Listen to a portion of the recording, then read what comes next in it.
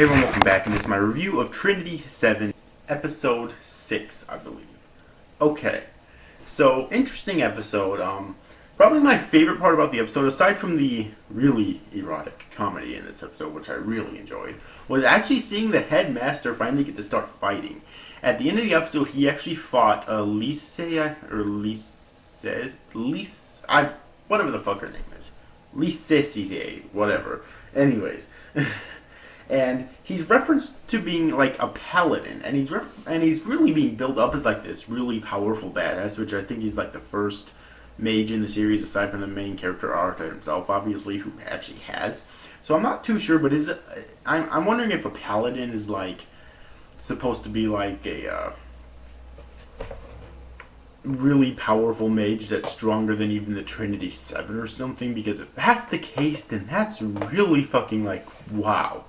Because the Trinity 7 are like these 7 mage girls, obviously, who are built up as, or who before were built up as being like the most powerful mages in the entire series. But if the headmaster is stronger than them, all 7 of them together, then that's pretty fucking epic. Especially since one of the Trinity 7, Yui, can't even control her powers. So if the headmaster is stronger than all 7 of them combined, and he can control his powers, that's pretty fucking epic. You know what I mean? So, yeah. Other than that, one thing I didn't like was how Lise, I'm just gonna call her Lise, how Lise returned to in the episode right at the end. I think I would have liked it a lot better if it took a lot longer for that to happen, and she maybe like, I don't know, showed up later on when Eroica's training was actually finished, okay? Because Eroica's training I thought was fucking hilarious. I would have loved to see that continue. And plus, it just didn't make it much sense, because the whole reason she left the battle that she started at the beginning of this episode to begin with was because she couldn't control her powers completely. She just recently acquired these powers, and she couldn't control them completely, okay? That's the reason why she left to begin with. And now she's back already, and it makes no sense. Yeah.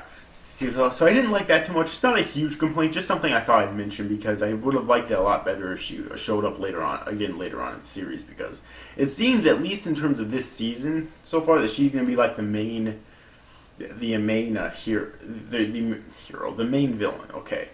And also, she appears to have an ability similar to Eroitica, in that she can actually take other people's magic. And the headmaster seems to have an ability similar to Eroitica, in that he can disintegrate clothing. Yeah. What the fuck, man? Seriously. But he's also, so that's kind of interesting. And also, she knows about Hijiki, who was Eroica's close friend.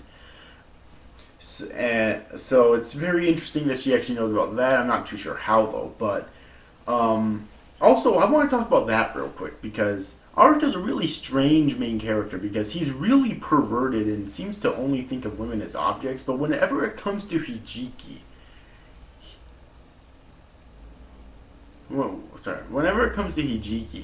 he always seems to think of her more of like a person, or maybe even a lover, than anything else, than he does these other girls. So it's really weird. And that's obviously, I'm guessing, why he wants to save her so badly. So, yeah, it is definitely really weird.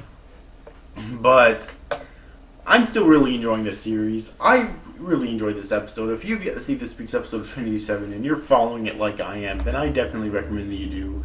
I thought it was really good. The fan service is really good too, of course. But of course, if you hate fan service, then you're going to hate the series. Okay, obviously, since this is episode 6, if you haven't gotten that memo yet, then yeah, this series has a lot of fan service in it. And if you hate that, then you're going to hate this series. In case that wasn't obvious enough already. I think this series also has really good pacing. One thing that these series usually fail on, I find, is the pacing. This series, however, I think has really good pacing. Okay. Which is surprising. Like, I think it has really good pacing so far, and we're halfway through the series now, I think. I think the series is supposed to be like 12 episodes or something, so I'm really surprised at how good that the pacing is, and I'm really pleased with that as well. Okay, yeah. So I'm really enjoying this series. Really good episode. Aside from one minor complaint that I had, I really enjoyed it. So anyways, overall, hope you enjoyed this review, guys. That's you guys. Thank you for watching. Bye bye.